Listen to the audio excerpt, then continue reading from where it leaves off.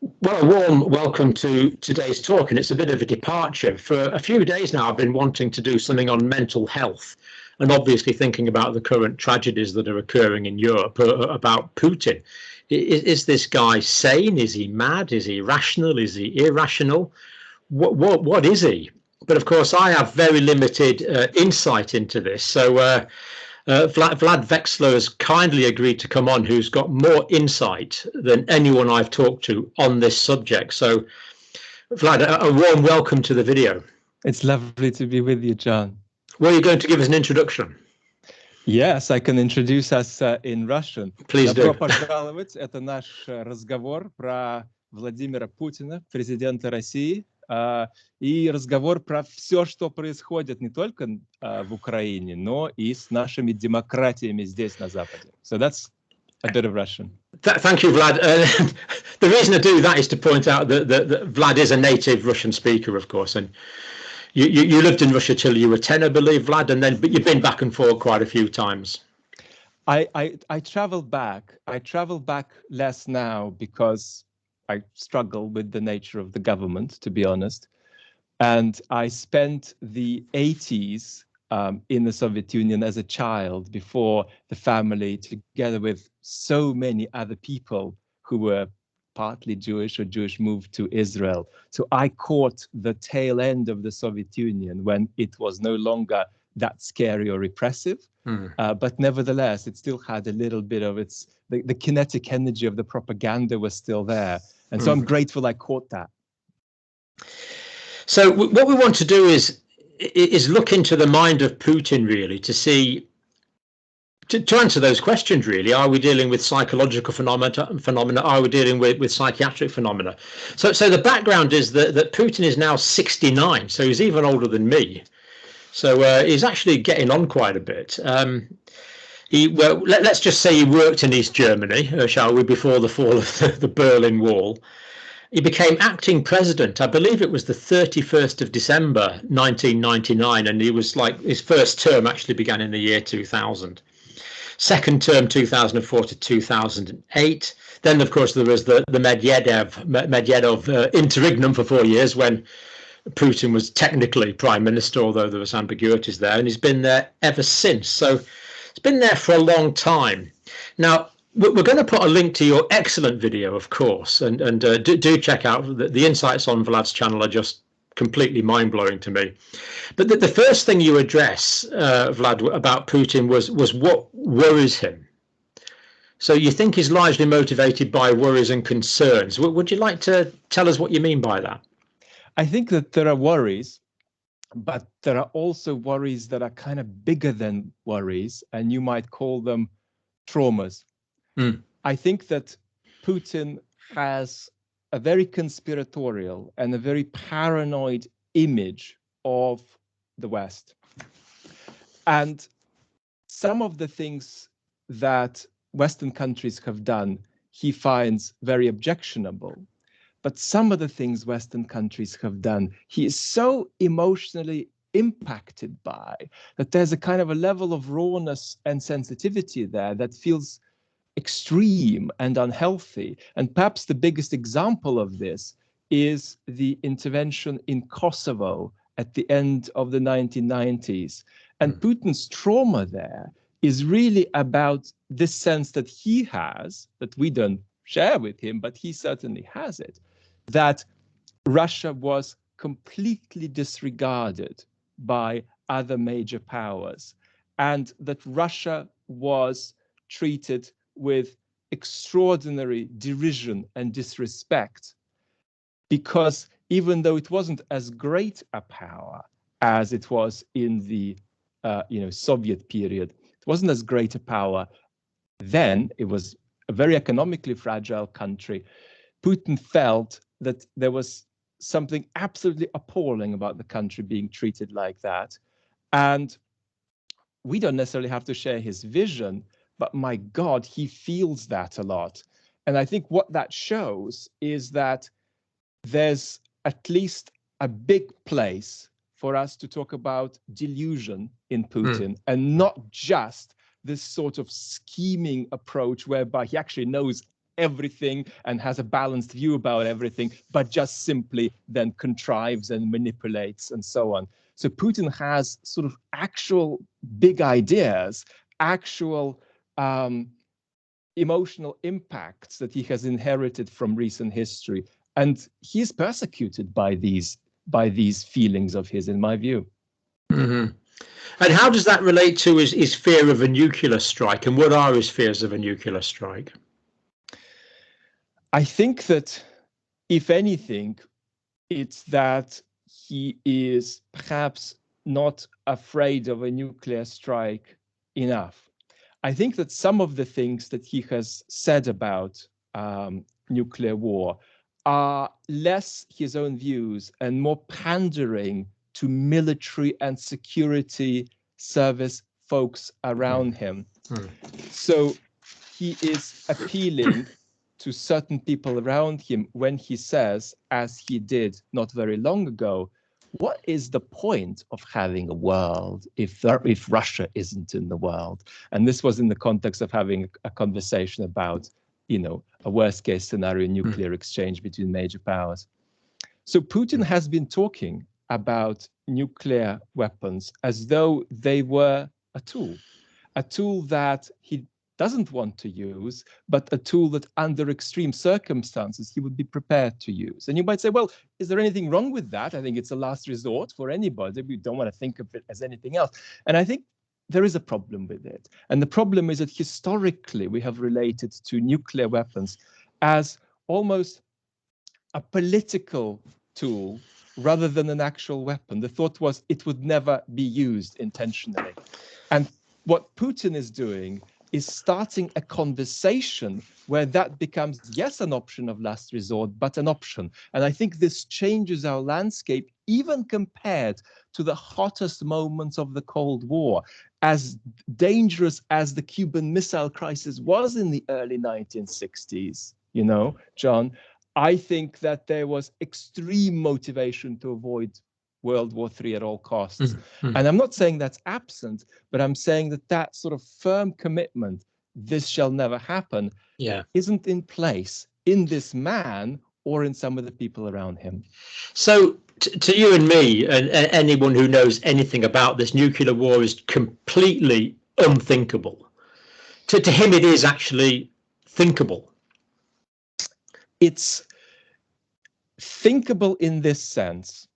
He wants to keep the chances of it low, but if increasing the chances of a nuclear exchange gets him some other benefits, he is happy to escalate that risk. He does not want to raise that risk to 20%, let's say, to use a silly number that we pluck out of the sky.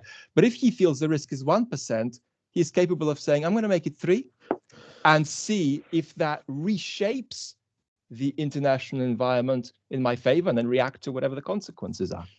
So I'm getting the impression here of a gambler, perhaps? Somebody whose risk tolerance is high, but somebody whose capacity to make micro daily decisions is still stable and non-rash.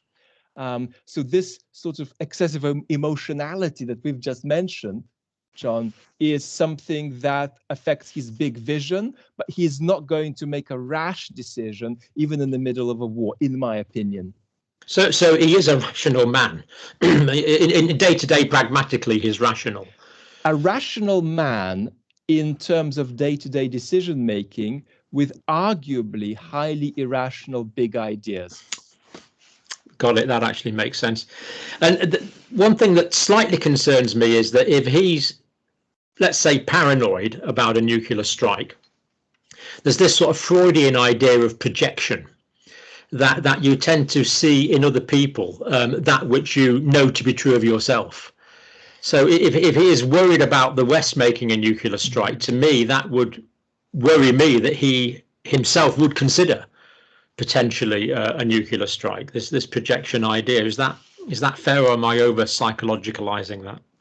You're not, because I think that one of the things that's really important to understand about Putin is that there are certain things that you and I take for granted that he doesn't believe are real. One of them is something like the complexity of democratic institutions.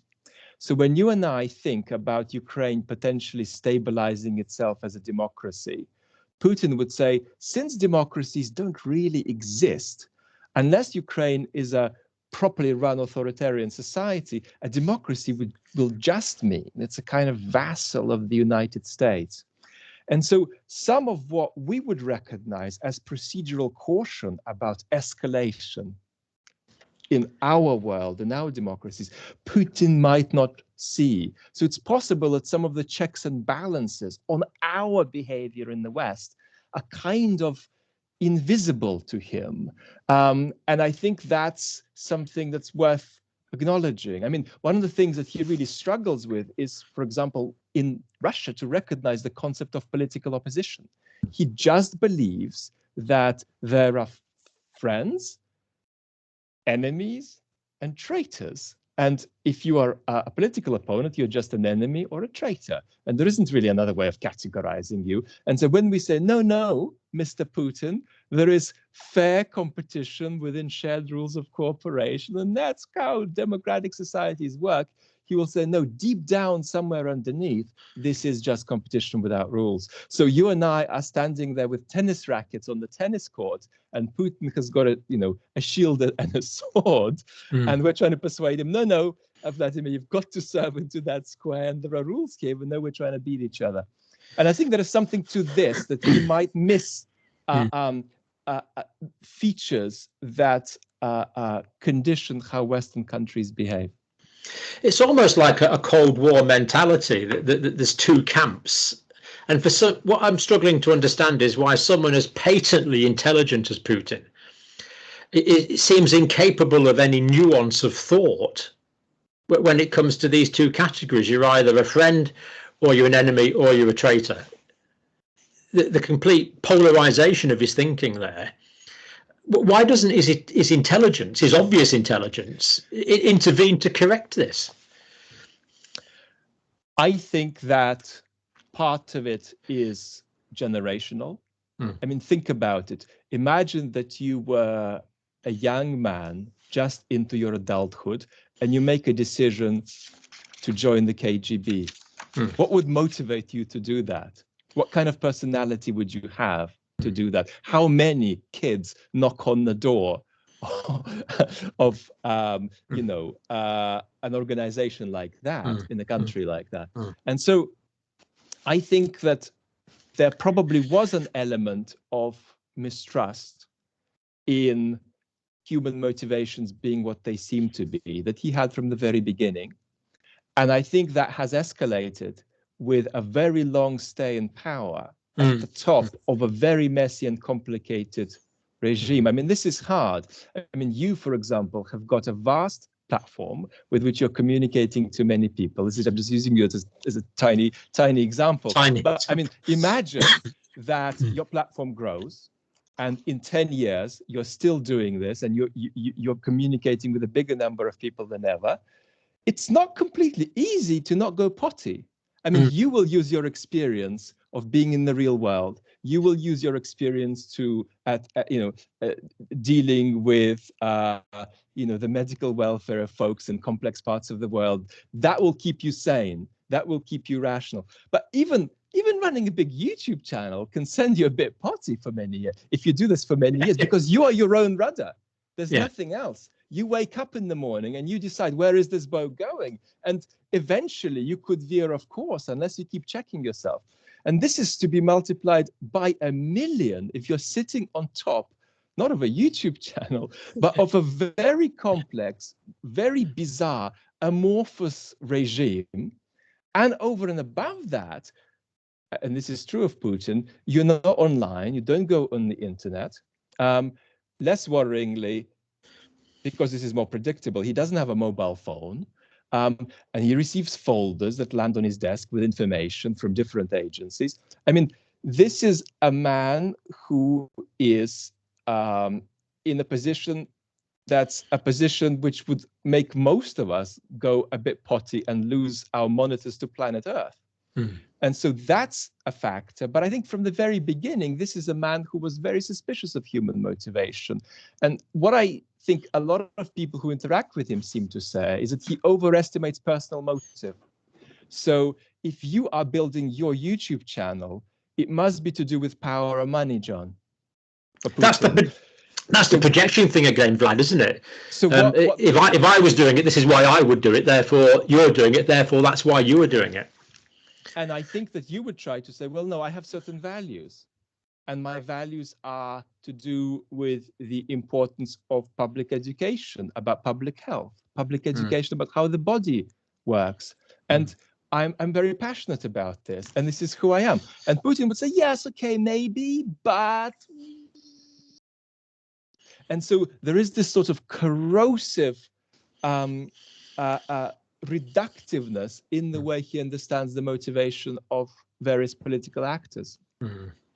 Is he conspiratorial? Does he actually believe in sort of conspiracy theories, delusional ideas, or has he got people round about him that keep him rooted in reality? I think those two things kind of go together. Is he conspiratorial, first of all? I think that he isn't conspiratorial in the sense that he thinks that the moon landing didn't happen, but he is conspiratorial in the sense that he's going to see American and NATO influence in places where there isn't much of it. And one of the things that is so strange to Ukrainians is that, yes, they're dealing with a great deal of corruption before this war starts. Yes, they've got many vast economic problems. They've had a very challenging pandemic. But there are Ukrainians who are passionate about running their own country, who are passionate about democracy, who are passionate about having a country where people prosper and some of the worst off people prosper. And when people come out and argue about what is the right path for a democratic Ukraine, Putin just puts this down to external causes. So propaganda from the US State Department, rather than people saying, we want an accountable government because we want our kids to have a better future. And we're Ukrainians and we're proud to be Ukrainians. And we want to live in a country that functions well. And Putin would say, well, no, as soon as these ideas come in, it must be some kind of seeding of State Department propaganda. It must be some American secret services instilling their agents in place and so on. But the irony is there are probably more people engaging in secret agent work for the Russian side in Ukraine than for the American side. Yeah, and we should say that you've got active contacts in Ukraine and in Russia at the moment. So you have people that you're able to liaise with in lifetime. And I think on a more trivial note, I am also equally Russian and Ukrainian by blood. That is interesting. Okay, so interesting, right? Good. And then we're all interrelated, of course. A lot of people in my country come from that part of the world anyway. We migrated here about 4,000 or 5,000 years ago, but we all have very common ancestors. Is Putin subject to peer review? So he'll give out an idea, and has he got people, like the British cabinet? There's, at the end of the day, that they have a united front, but there is a bit of fisticuffs goes on in the meetings. Is it like that? There is a tendency, unfortunately, especially with foreign policy, for people to try to guess what he wants and anticipate that. One of the things that we saw on television just a few days ago is this remarkable security gathering he had with folks in his administration, where people were trying to guess his position. He was publicly putting them on the spot. And Putin's chief of intelligence, a guy called Narishkin, was asked by Putin, tell me your stance on Ukraine and tell me your stance on the recognition as independent of these two eastern regions. And the guy got it wrong. He got Putin's position wrong. And Putin pushed him and put him on the spot. He said, so you're saying that you don't accept the independence of these two states? And the man sort of implied that maybe it's premature to do so. And he had to say, no, I will be supporting this. And Putin said, you will be? or you do support. And he says, well, I do support the integration of these two regions into the Russian Federation. And here he tried to guess Putin's position and overshot, because Putin didn't want to absorb these two regions into Russia. And so Putin said, no, we're not talking about that. Let's be clear. Do you accept that these are now independent regions? And the guy said, okay, now I get it. Yes. And the man, 67-year-old man, security chief, was shaking. You can see this on the interview. His lips were quivering. And he was there trying to guess the position that Putin needed him to take. So this is one of Putin's senior officials. Unfortunately, I would be concerned about the extent to which Putin can get a sober questioning of where he stands on foreign policy. What the best bet for this happening is that there's going to be so much instability in the Russian elites who are going to be freaking out about the extraordinary economic turbulence and isolation that Russia will be experiencing, that they're going to have to start talking. At the same time, there is also going to be a break on that, because they will be excluded from running away to the West, and they'll know they might be stuck with these siloviki, with these folks from the security agencies and the military, and so they may not want to question them. So I think that at the moment, unfortunately, there's a propensity, this is just my guess, to give Putin stuff that already matches the vision that he has. So there's this security chief guy that he deliberately put on the spot. He deliberately humiliated him. It almost sounds like that's a sadistic thing to do to such a senior person. I think certainly there is a place for sadism and there is a place for sociopathy. There is also pragmatism there, because Putin is aware that there is a hypothetical future in which he is responsible for a war crime, and he is dispersing that responsibility. That's clever. In public. Yes, it's clever. Yeah. So interesting. We're not excluding the diagnosis, if you like, of sociopath. That is one of the differential diagnoses we have. I would be slower to talk about psychopathy, but possibly. But sociopathy is easily on the cards. It's almost impossible to see how you could avoid sociopathy after Putin's reign of 20 years plus.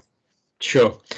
So Putin seems to have a fairly opulent personal lifestyle to me. We believe he has a lot of female companionship that's available to him. He's certainly got grandiose residences.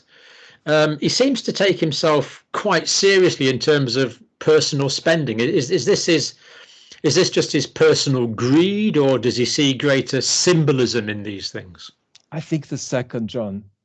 I think there are people at the top of this regime in Russia who are simply, in a kind of unqualified way, pursuing self-enrichment.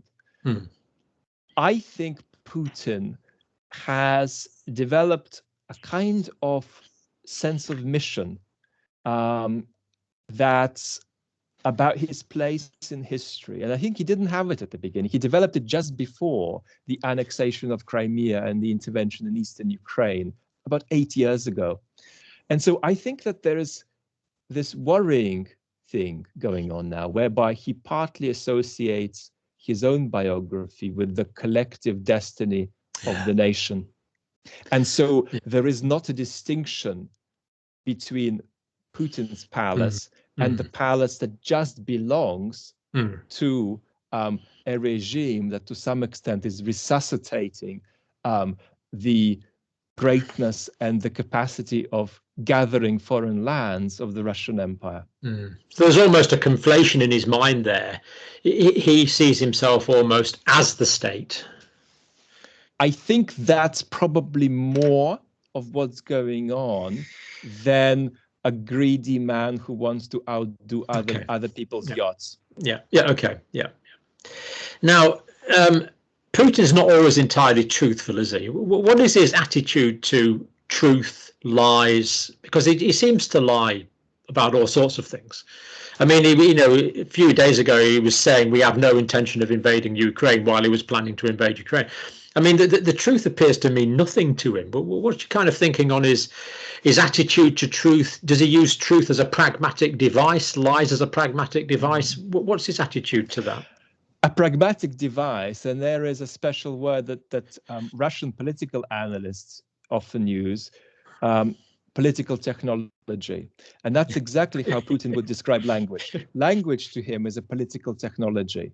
But that means that unlike some politicians we have recently had in our field of vision, Putin knows the difference very well between what's the truth and what's a lie.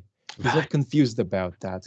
He's not somebody who arguably, like Donald Trump, has dispositional states that blow about in the wind. And it's almost not even true to say that Donald Trump changes his mind.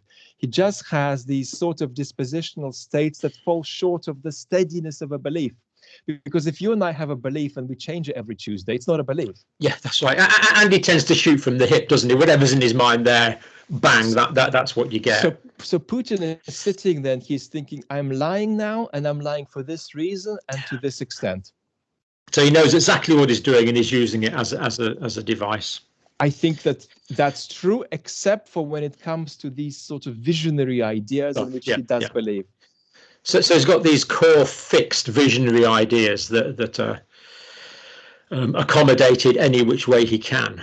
And they're very, very rigid, to the point that I don't think anybody around him would even contemplate interrogating them, because they know it's a lost cause. So if we define a delusion is a false belief not held by others of the same race, creed and religion, which is not amenable to rational argument or debate. He is deluded in some of these core areas that others round about him can't even question it, that they have to be assumed as axioms of progress and decision making. I think that's really fair. I sometimes like to make a distinction between illusion and delusion. For me, illusion is getting the world right, but being wrong about where it could conceivably go. And delusion for me is getting wrong the world that's already here.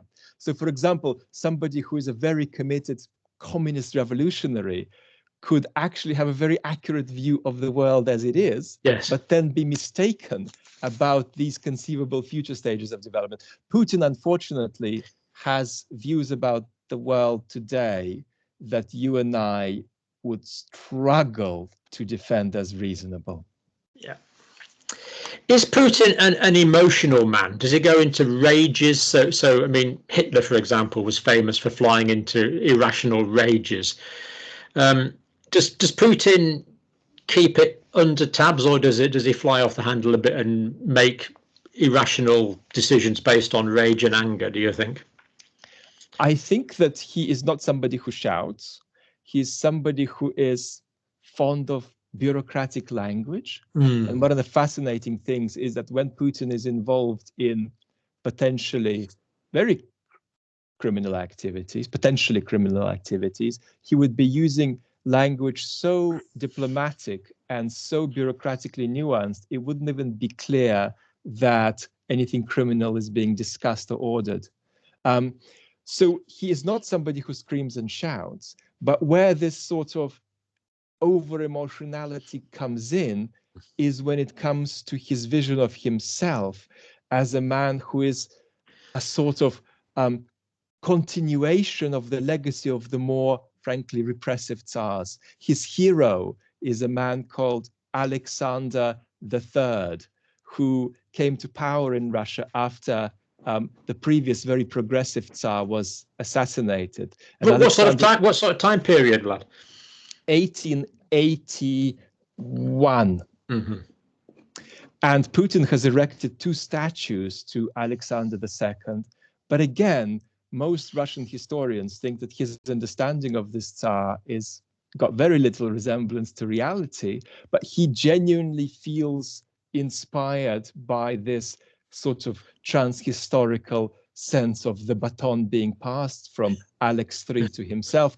And so this is over-sentimental, over-emotional, and quite frankly, sort of missionary strangeness that is genuinely there. So this is not like a cool apparatchik.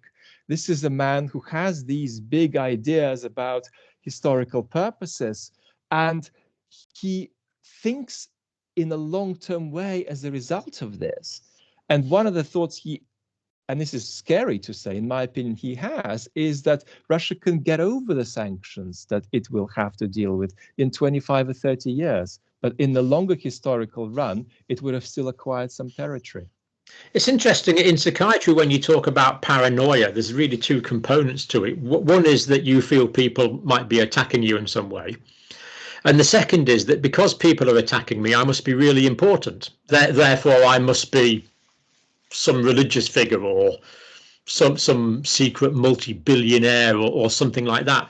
You're almost describing a counterpart really to the paranoia, which is a grandiosity in his thinking. Is that fair? I think that's fair, and that affects Putin's big vision of the world. Yeah. Does he trust those around him? Does he trust his generals? Does he trust or who does he trust, if anyone? Is he got a mistrusting nature? He trusts information that he can double check and verify. But that doesn't mean that he has access to the best information. Mm-hmm.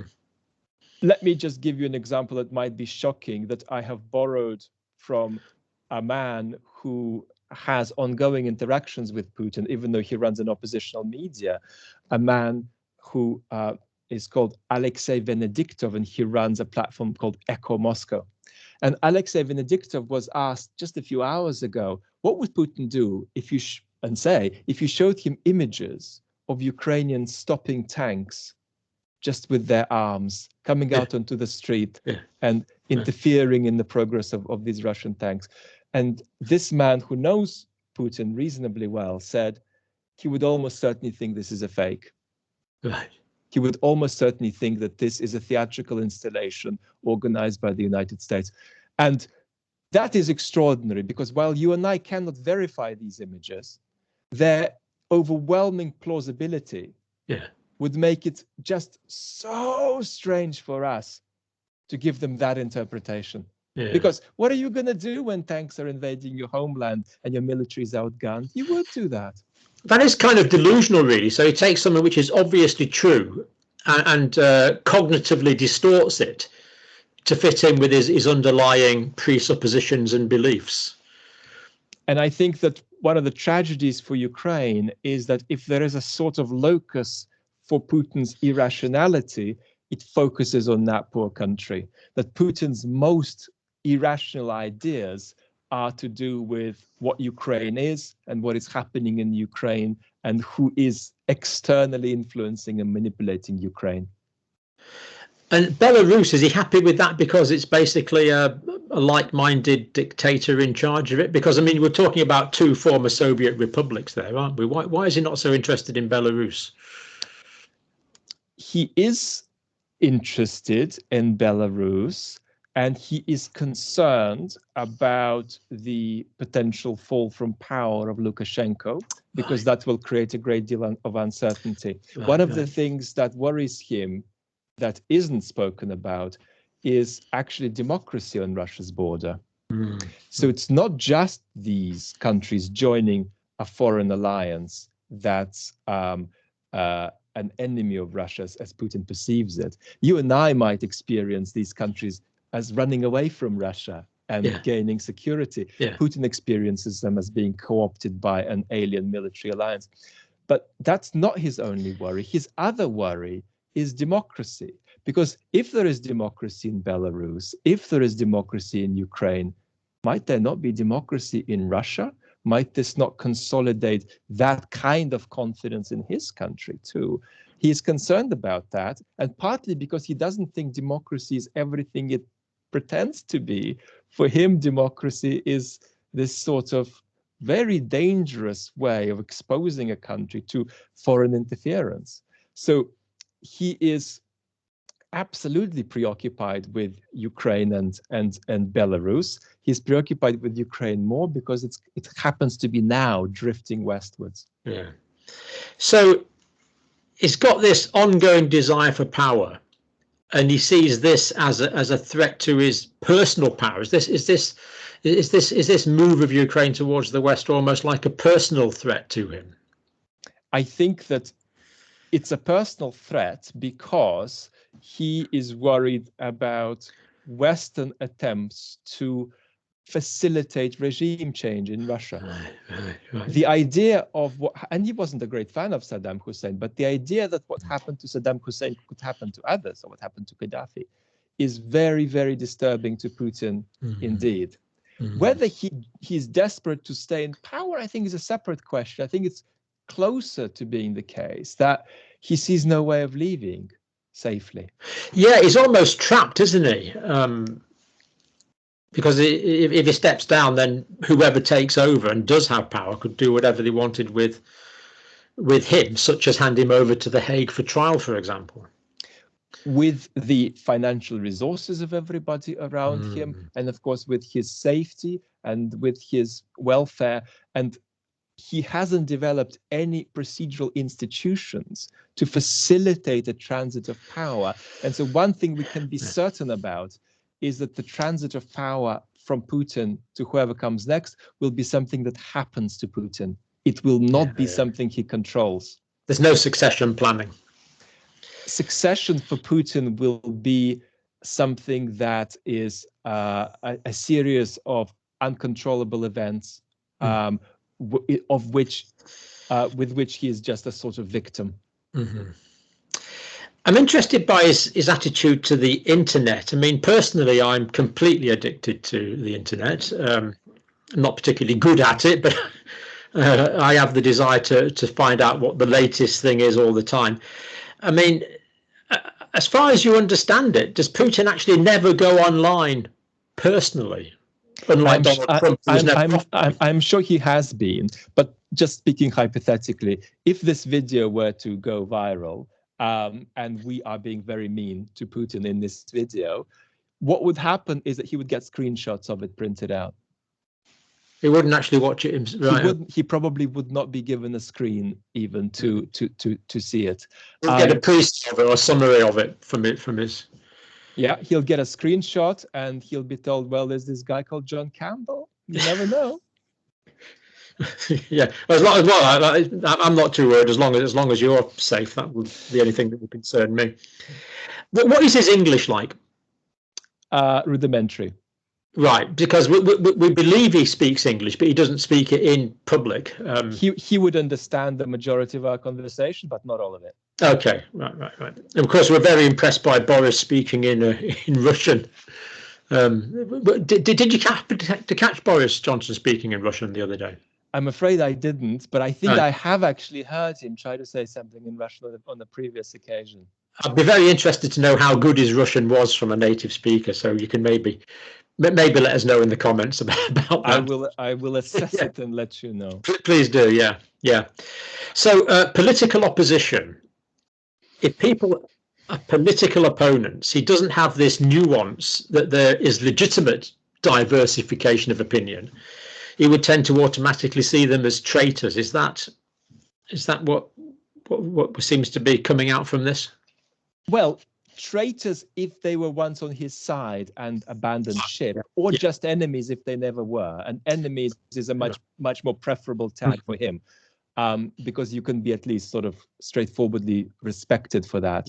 I think that he doesn't believe in there being such a thing as opposition. And when we talk of opposition here in the West, he would think that this is a kind of facade and a kind of fabrication, and people are either pulling the strings of a kind of play that if we looked beyond the surface of this play, we would see that there really isn't any meaningful opposition, or we would see that the opposition would sort of descend into people just being enemies if the opportunities for that existed. So he basically just doesn't believe that it's a stable way of running a society, having opposition.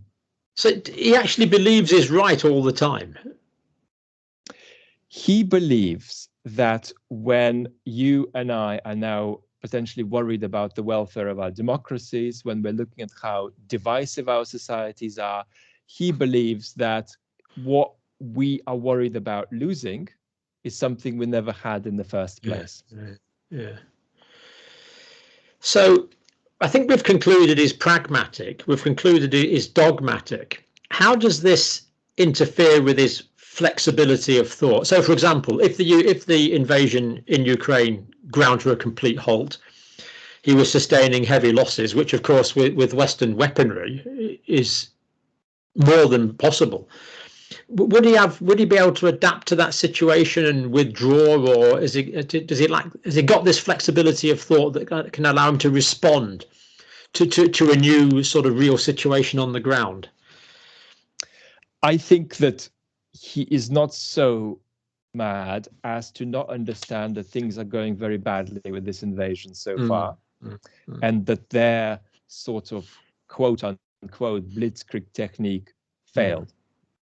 And he is realizing that Russian military are now stuck on Ukrainian territory without the facilities to operate there properly. They're running out of fuel, they're running out of food. Ukrainian citizens are reporting Russian soldiers asking to be fed while holding up machine guns.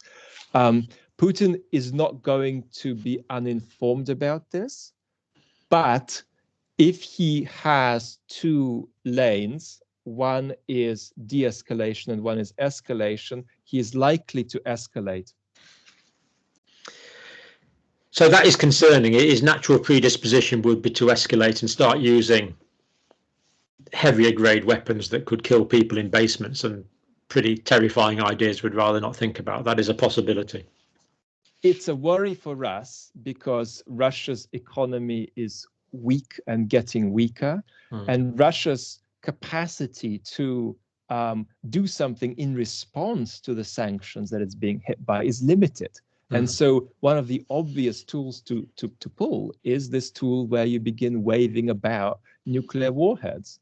Even if you're not serious about using them, just this act of waving about these warheads normalizes something that we want to sort of keep off the table of possibility. As if it's part of everyday discussion. Oh, we could have nuclear war. That's a little bit frightening. One of the things that I've noticed about Putin over the years is, for example, he met George Bush the second, I think it was, and George Bush II said something like, "Well, I looked into his eyes and I saw a genuine something or other." And he seemed to Tony Blair, like I think Tony Blair said something like, "He's a man we can do business with." He seems to, when people have a personal meeting with him, they actually seem to come away thinking, "Oh, this guy's not too bad." Is this a manipulative technique he has? Is there a mimicry that he's using, that he kind of pretends to be what people want it to be, that he reads the situation so well, is able to be the kind of guy that you want him to be in that situation, and people end up with a positive view after the meeting, which transpires is not related to reality at all? Is this part of his technique? I think it is, and I don't know if this is something that's a natural gift of his or if he learned it in the KGB. It's hard to observe this well because he doesn't speak English, but in Russia he has shown historically an almost freakish ability to speak to people on their terms. And you can see through this, but it takes a lot of effort, because he does masquerade it well. He is somebody who could be flagrantly violating human rights in a certain context while speaking like he is a human rights campaigner. He is able to do that.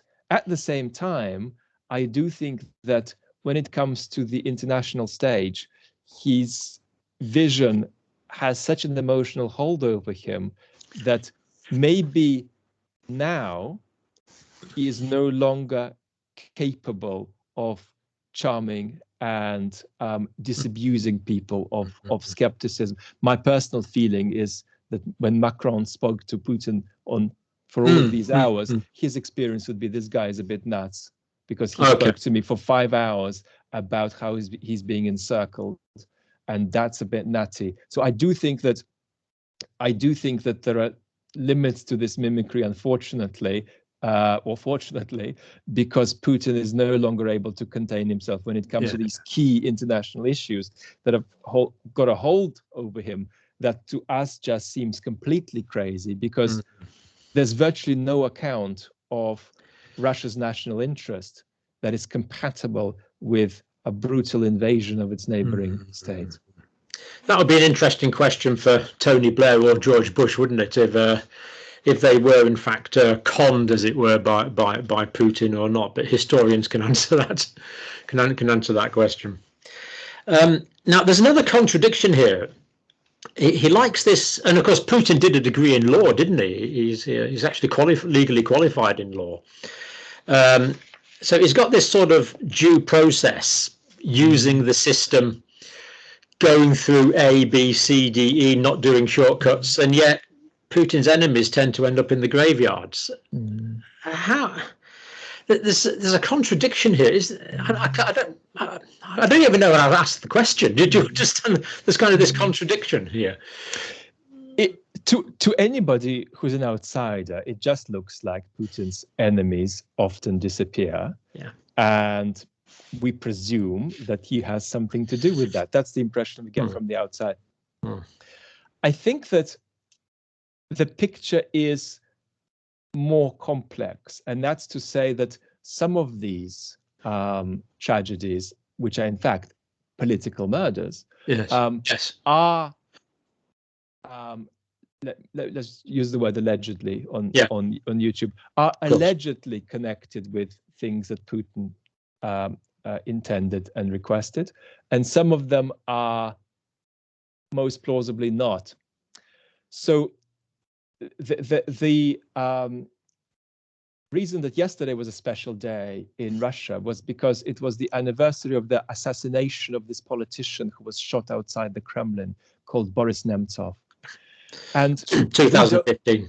We don't know exactly what happened, but the preponderance of opinion, and that's also the opinion of Boris Nemtsov's own family, is that while the folks who executed this crime were caught, the people who organized it weren't, and the people who ordered it weren't, and the investigation was obstructed to deliberately leave them untouched. But the preponderance of opinion holds that this political murder may have been organized by powers in Chechnya and not run through Putin.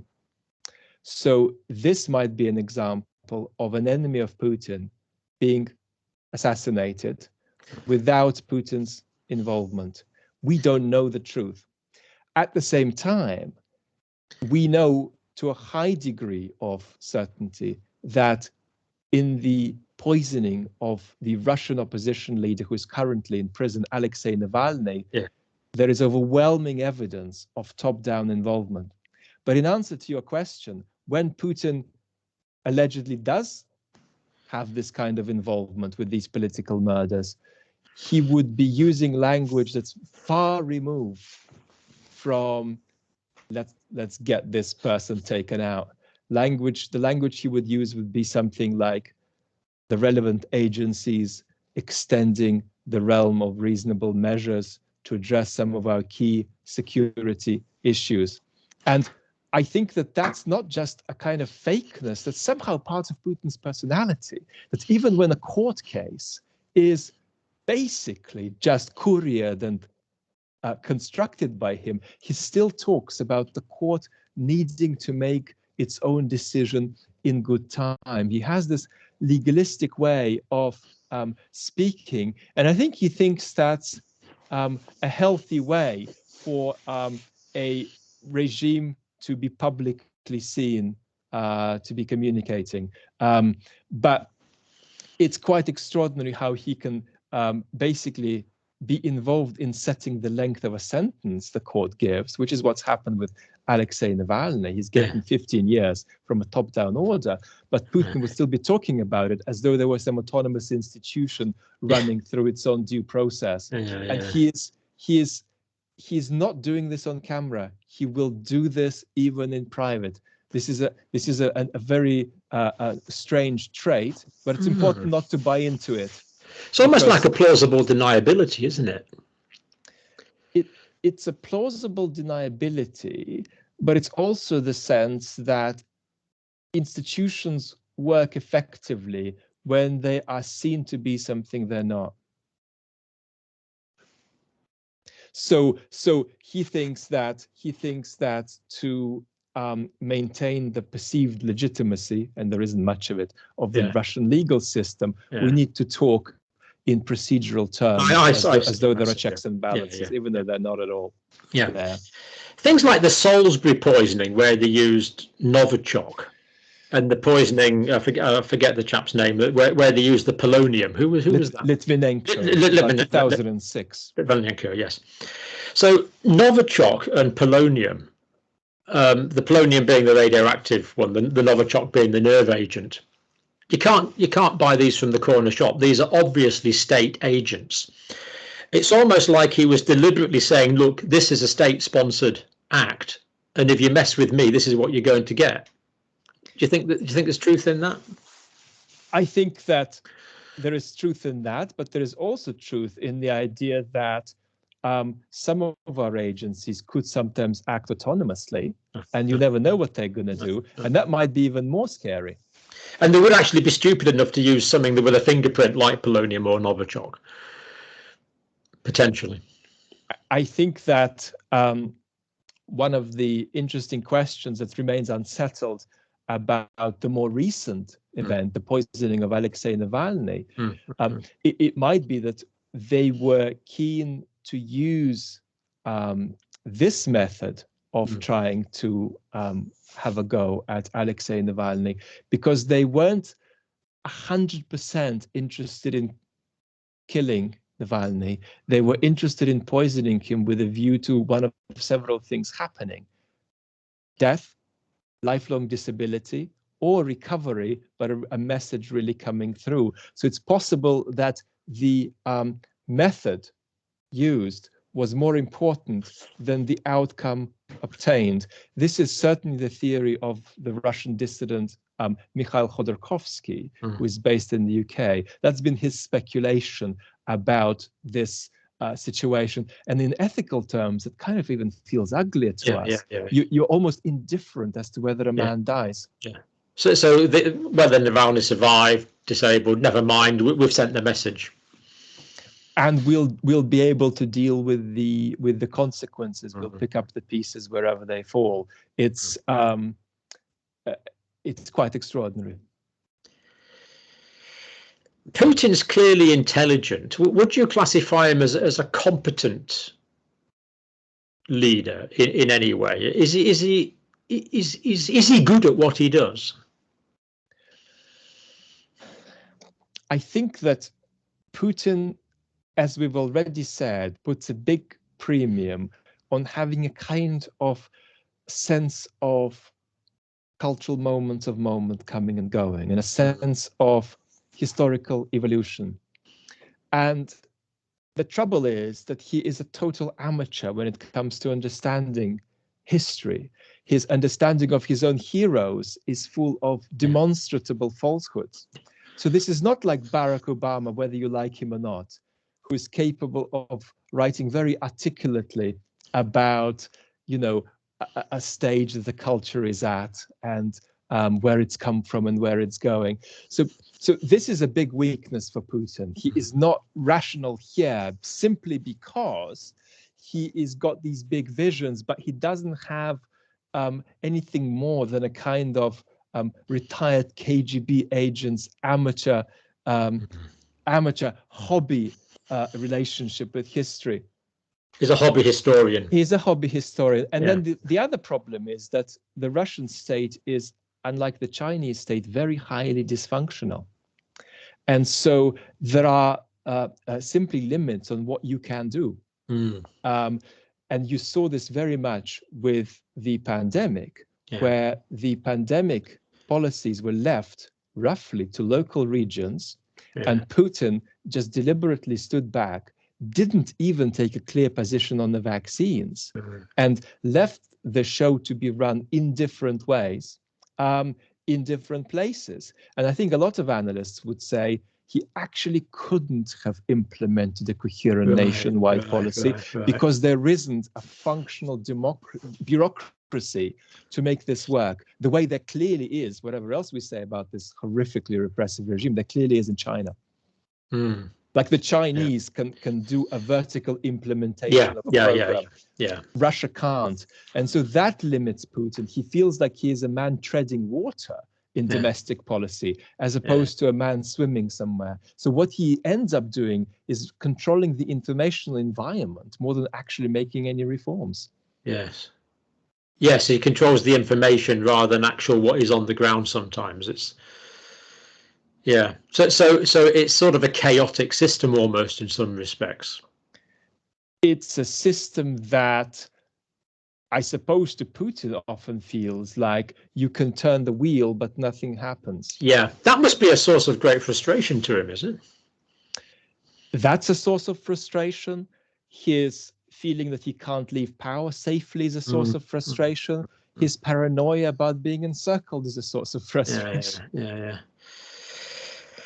So, Ukraine. What's his philosophy about Ukraine? Is it a sentimental attachment that this is a return to our historic destiny, or is it simply territorial? What is it? Vladimir Putin has said and written that Ukraine, together with Belarus, are part of Russia for him. But I think that there is a risk in overestimating his sentimental attachment to Ukraine, because the word that people who have had interactions with Putin report him using about Ukraine is territory. And Putin thinks that he's engaged in some kind of a proxy conflict with the United States on territory that should rightfully belong to him.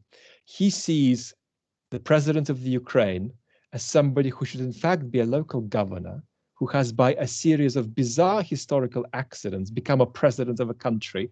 And it's not so much that there is this extraordinary sisterly love between Russia and Ukraine such that they can never be apart. It's more that this territory is trying to call the shots when in fact it should be a local governorship that's accountable to Moscow, and that is used on our terms as a buffer against perceived threats we experience coming to us from the West. So that's, I think, how he sees the Ukraine. But I do think there is then this kind of large-scale historical vision, which is that whatever anybody does today, by 2300, by 2400, Ukraine will return to Russia. And that's the kind of inevitable, almost teleological historical momentum. So there is this both pragmatism about it being territory where you have a conflict with powers you perceive are your foes, and this historical vision about it. It's actually quite chilling to think that he would use a whole country as a pragmatic device in the short term, but based on this long-term, almost predisposed, predetermined future of the commonality of the countries. If Vladimir Putin has a philosophy of international relations, the philosophy is that great powers should control different regions of the world, and that sort of oversight is the best bet we've got for guaranteeing stability. That's interesting. That's one of these core things where we're talking about, that the world should be divided almost into power blocks, and preferably his power block should be as influential as possible. Vlad, that is an insight that I have never had in my entire life. Thank you so much for that. Now, a lot of us obviously will put, if you want the definitive version from this, go to Vlad's channel. It really is quite mind-blowing to listen to he's able to develop Vlad's able to develop his thoughts much more clearly without me intervening all the time. And do watch that. But pragmatically, Vlad, what can we do now? I mean, I feel a desire to do something. Millions of people feel a desire to do something.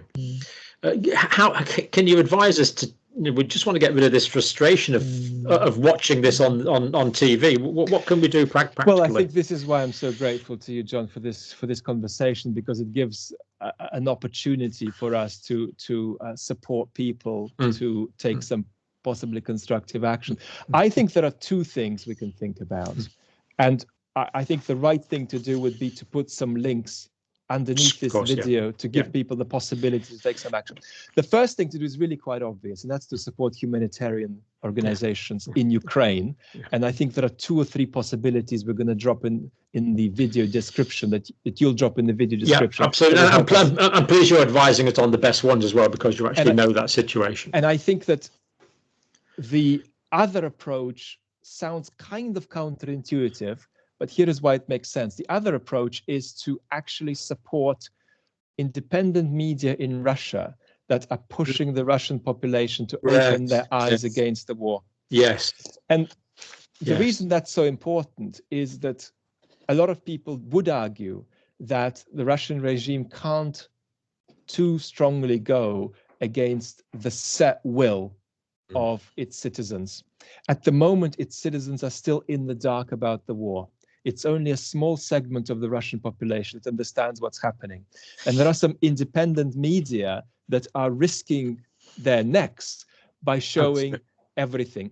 And what's very important is that they have already been designated as foreign agents. So if we support them, we're not going to harm them that way, because they've already been put on this blacklist. But nevertheless, they are doing the work of showing Russians the truth, both pictorially and analytically, by bringing on people from the Ukraine and just letting them share what's going on. We need to open the eyes of folks in Russia to this, so that the regime feels a bit of pressure. Let's not forget, probably 1 in 4, if not more, Russians is very closely tied to the Ukraine, either by having a very close Ukrainian relative, or by themselves being from the Ukraine. So this sort of connectedness at the level of family bonds is quite extraordinary. And when Russians properly recognize that the entire country is under bombardment, there is some possibility for movement, even among people who aren't ordinarily opposed to this illegitimate regime. And you're right, you can tell us the legitimate free media in Russia, because I wouldn't know the difference between the legitimate free media and the... So again, your insight there is greatly appreciated, Vlad. We're going to do that, yeah. Yep. Well, I've kept you talking for over an hour, so thank you very much. It's a big chunk of your day. We really appreciate it. I'm curious to see how this goes down. I mean, to me, this is about understanding what's going on, and that allows us to have a better chance of predicting the way you'll jump next. And from what you've said, I'm now actually slightly more anxious than I was at the start of this conversation, that he'd probably use heavier grade weapons, and there could be a lot more bloodshed, and that he's unlikely to do a complete reversal of his course at the moment, which is brilliant, because we're now better appraised of the likely outcome, but pretty terrifying at the same time. I apologize for that, but I do we want to know the truth. We want reality. I do think that daylight makes us safer, rather than looking at things without seeing everything that's there. Absolutely, yeah. I mean, maybe just close. What are your personal feelings? I mean, you must be terribly, you've got Russian and Ukrainian blood, as you've said. I mean, this must be really traumatizing for you personally. I mean, don't answer that if you don't want to. No, I would love to. I don't think it's traumatizing, but I am 40 years old, and I have been politically curious all of my life, and I have never felt as much political emotion as I have felt in the last 3 or 4 days. And that's because, even though I've been a UK citizen and not a citizen of any other country for a quarter of a century, but because I grew up in the Soviet Union in the 80s, because even though Ukraine and Russia are different countries and different peoples, they are so similar that I have the feeling that I have a 2% responsibility for what's happening, and that we are seeing essentially Putin bombing his own people. I don't want to push that too far, because Ukraine is a separate people to Russia, but this really feels as horrendous as two American states involved in the conflict where one of them is bombing the other. And it's very, very difficult to obviously change what's happening, but the level of emotion I feel, and I'm a philosopher, I'm not somebody who goes on the barricades. You could listen to me talk for an hour, you wouldn't know who I'd vote for. But I feel a level of emotion against this Russian regime that I can't articulate on social media without endangering your channel. I think that communicates really quite enough, Vlad. Thank you for sharing that. We appreciate that. It's my great pleasure. Thank you so much, John. Right, if you want to, Vlad's going to read the comments. Tell us what you think. And my meeting, I did actually plan a meeting with Vlad round about now, where we were going to discuss aspects of philosophy, particularly Nietzsche, who I know absolutely nothing about. So when the pandemic things died down, I wanted to get into this. So hopefully Vlad will be doing that at some point in the not too distant future. When Thank you so much. I'll be very engaged in the comments, and I will be answering people's questions and concerns. And we'll get all those links. We'll make sure all the links are right, and anyone who feels the need to follow that up, please do so. Vlad, thank you very much. Thank you so much, John. Thank you.